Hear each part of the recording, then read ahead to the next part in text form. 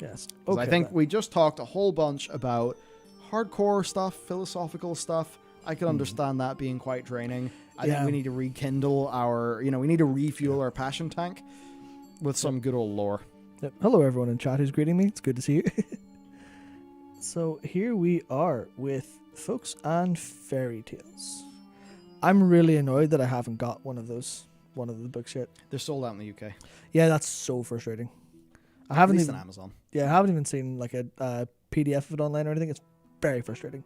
Like, look at that cover. It's gorgeous. Yeah, we really want this book. Dakor has a physical copy. Yes. There are physical copies in Amazon, but they're like back-ordered ages. I'm going to put an order in now because I really want one of these, and the art's just gorgeous. Yeah. But should we start off with? I guess we should start with the most lore relevant one then. Varys and Sylvanas. Varys and Sylvanas. All right, let's go. And also, this bit of art is so gorgeous. Yeah. This one in particular. Whoever Blizzard gets to do these books, the work is just phenomenal. Yeah, that's absolutely lovely. Yeah. That's the old school spirit healer and everything, like. But, alright, go away. Okay, so, this, I think, in particular, we pulled from the lore Reddit. Yeah, which has been absolutely knocking it out of the park recently. Good job. They've got a lot to munch on these days. Yep. So, yeah, the OP's comment... because I think there's a little text snippet there, but I'll just read their comments so that people fully understand what's going on. So, this is Folks and Fairy Tales. So it's like, stories of people, but also, fairy tales. A lot of stuff here will be, allegory. Allegory and such. I think we should keep it on. Okay. Sure. Probably keep it on display just so people can see the stuff. Sure. So...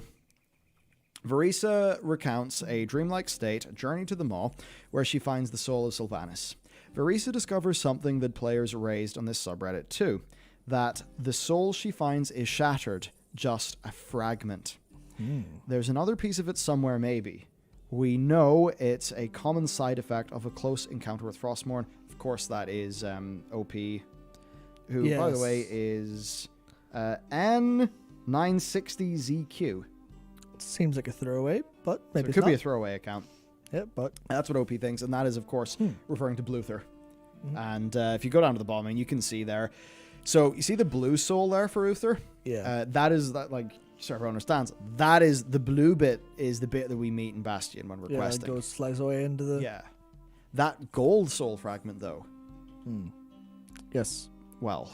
Actually, is that in Sanctum of Domination? Because there was all the, the Frostmourne soul fragments that are floating around in there. I think it maybe was. I think it maybe was.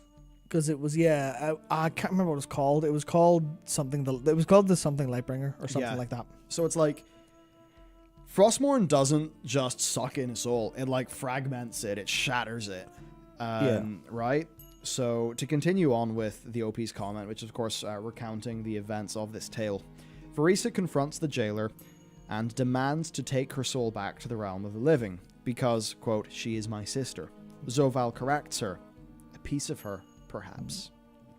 And OP says it might be too early to see if this is canonical confirmation, but, he's basically saying, what does this hint at? Does this hint at, why Sylvanas suddenly got extremely cruel? To which I'd say, canonically, Sylvanas has been extremely cruel even since vanilla. She tested her blight on human test subjects in an extremely cruel and horrible way. Yeah. We did a Sylvanas series. I don't know if it was like maybe a year and a bit ago. I think it was. We did a Sylvanas series that covers that I think people would enjoy. Like, what I like here is the writing, But was it truly her soul? It seemed only a fragment, a sliver of her dancing with light, a little baby mithril-headed trout with her knowing eyes staring back at me, nuzzling the wolf fur that covered my palm. So, like, in this story, Varisa is, like, having a wolf dream, right? So it's like I really want to get this book. Mist seeped away into the pelt and dripped back down into the mire. Any piece of her was worth enduring this trial. The fish fragment shimmered and thrashed in my hood, and then it was her, all of her, standing as tall as she ever did, poised as if to run on the edge of a land abhorrent to her nature, her golden hair in a long braid, and then the picture sadly cuts off. Yeah. But I just wanted to read that just to give you an idea of like how just nice the writing is, how nice the setup of this is. Yeah. It's not just like they're like, let's just do a little story. No, it's like done in this really beautiful fairy tale way. I can't remember who particularly wrote that, but like all of the artists, all of the authors that are listed on Folk Fairytale do some fantastic stuff. Yeah. Like that reminds me of some of the better parts of like how the sisterly love between them is portrayed in War Crimes, is it? War Crimes, yep. Yeah, I remember just being like, man, this is absolutely fantastic. Fantastic flavor for the game. So the core Really takeaways nice. here for the lore then. Yep. This is another example of a soul being shattered by Frostmourne. We've seen it in Bluther. We've now seen it in Sylvanas. And as we see in Sanctum of Domination, there's also a bunch of other shattered souls there. I think like Ternus Menethil is there amongst other people. Loads. And then we have to ask, is this just like Bluther? And if this is just like Bluther, then what does that mean? And what will happen when Bluther actually gets integrated with the rest of him? Because, you know, Bluther, you've got Goldthur, I don't know what you call him. Yeah. But if you look at that image, right, you know, Bluther. Like, Bluther joins up with the Forsworn. He is way more vengeful and angry and struggling with his emotions. He's obviously not the fully integrated Uther. Yeah, he's the bit that I think we talked about this a long time ago, maybe a video or something, but about how like the light's involvement in him being saved because he prayed to them. Maybe that's the part that the light valued most. And oh, you're the good bit. Ooh, save you, that kind of thing. Well, in that case, then, if that's a really good point, so if the light did save that bit, then what actually goes on here with Sylvanas? Because if you think about it, Sylvanas' soul is shattered by Frostmourne. Now, in this, we have the jailer saying a piece of her. Yeah. Is it actually the case that, and you know, is it almost like how there's, as you know, Arthas and the heart representing his, you know, some of his humanity? Yes. Do you actually have this situation where Sylvanas Windrunner has actually not been herself since she was killed? That, you know, we have Sylvanas the Undead and Sylvanas the Ranger General, and Sylvanas the Undead is basically just the most, you know, some of the more negative aspects of Sylvanas the Ranger General pulled out and into the person, right? We would have to look and see what Arthas said specifically when he deigned to revive her, when he killed her, because I don't know how much control he would have specifically had over that mechanic of Frostmourne at the time. I doubt much. But it's a case where he's like, well, you're in the sword now. Some of you will go back into this banshee form. Which part of it? And then I guess if the jailer is canonically involved back at that time, you know, does the jailer actually have something that Sylvanas wants? Yeah. Well, What's going on? I imagine that because I think the timing of it, of her jumping off Icecarn is very interesting because it was just as all of those souls returned to the Maw or went to the Sanctum of Domination. The jailer must have processed them all as they came through. So maybe he's like, oh, Sylvanas, that one's interesting. Oh, she just jumped off. I imagine that's how, and this is something that we were talking about a while ago, and I'm now annoyed that this is an explanation instead of my great explanation of how she got to the Maw after she offed herself. But that movement of her soul, maybe the jailer kept her soul, whatever part of it, the good part or whatever part of Reese is saying, and then that's how when she killed herself, she got to the Maw straight away. Because it like rejoined or something like that, or came together. And then jailer's like, well, I've got this thing. You really want it, you know? This is you. And she's like, yes, please. He's like, right, off you go, get to work.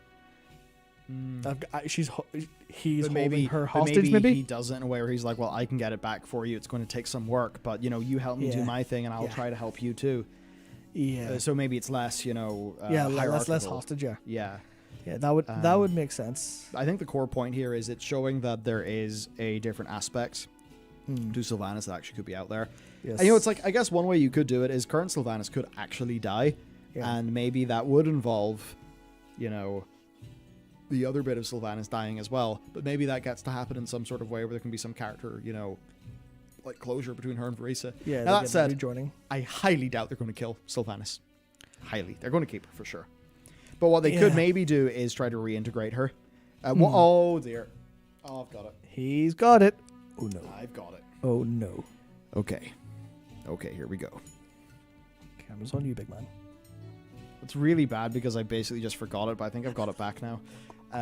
So what if they do an Illidan where Sylvanas is doing all the stuff she's doing, and through whatever events she is thwarted, and she is, you know, somehow fully integrated with the rest of her soul. And then she ends up like this sort of Illidan character. You know, sometimes he's not the good guy. Sometimes he is the good guy. And he's a bit of an outcast. No one really trusts him. And they do that with Sylvanas. What if they did that? In the same way, we're probably going to integrate Bluther into the rest of Uther. And then we're going to have a more fully integrated Uther. And he's going to do whatever he does. Yeah, he's still going to be like dead or whatever else. But yeah. That seems very likely if they want to have, because they don't have any more break glass in case of, realistically, outside of maybe another Illidan. So maybe they'll be able to put her in the fire in case of fire break thing box, which might be kind of fun. Fun, but every 5 or 10 years, Liam O'Brien just comes in. He's like, "Well, I hear you need to juice your numbers again, so I'm back. Only difference is I'm charging double the rate now." Oh, yeah. If not more than that these days. Oh my God! Look, it is Mr. Game Master. Yeah. He says, "Anyone got a Pepsi Max?" To which I can actually drop you a nice little emote in chat. Yeah. If believe it or not, Mr. GM, if you become a channel member, you can drop your own Pepsi Maxes. Now, if you drop too many Pepsi Maxes at once, you might become a toxic hater. And that's very dangerous. It's a known side effect of Pepsi Max. Yeah. Also, Nightbot might time you out. Yeah, actually, yes, Nightbot. Sorry, by the way, if Nightbot gets you, we should probably fine-tune that, but... Oh, I did. I wrecked him. Oh, gotcha. I gave him a real telling off earlier. So that's that for that.